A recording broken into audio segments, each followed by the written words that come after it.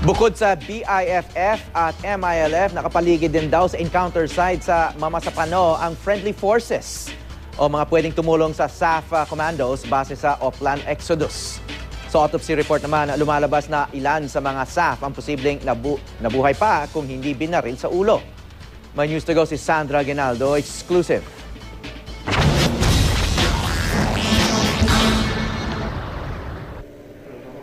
Kung pagbabatayan ng Oplan Exodus, makikitang mas marami ng kaunti ang bilang ng armadong miyembro ng Bangsamoro Islamic Freedom Fighters o BIFF kesa sa PNP Special Action Force o SAF.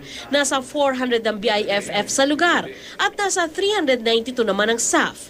Ayon sa Oplan Exodus, may 3 commander ang BIFF na may kani-kanyang armadong tauhan, sina Commander Carialan, Commander Mutasher at Commander Rambo.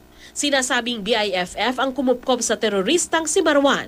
Hindi kalayuan sa lugar ng BIFF, meron ding 3 base command ng MILF at mga private armed groups. Kung isasama sila sa bilang, aabot sa mahigit 1,000 ang mga armado sa lugar. Pero nakapaloob din sa Oplan Exodus ang tinatawag nitong friendly forces o mga pwedeng tumulong sa SAF. Nakakalat ang friendly forces na ito sa paligid ng 2 MILF base command at highway ng Mamasapano. Ayon sa Oplan Exodus, merong ilang mechanized company, mechanized battalion at mechanized infantry division ang militar. Meron ding ilang istasyon ng pulis. Batay na rin sa payag ni dating SAF Chief Getulio Napeñas, ang inaasahan nilang tulong mula sa militar hindi agad nakarating. Depensa naman ng militar, hindi sila pwedeng pumasok sa isang lugar o maghulog ng bomba kung hindi nila alam ang kumpletong detalye na nangyayari doon dahil baka madamay ang inosenteng sibilyan.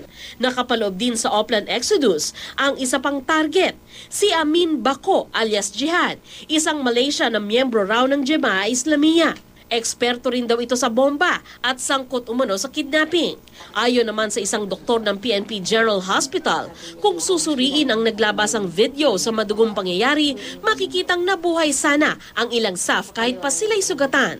Trained daw kasi ang SAF sa paunang lunas kapag nasugatan sa gera. Mapapansin natin yung isang trooper dito, amputated yung kanyang left leg, no? And a trauma dressing such as parang ganito yan, no?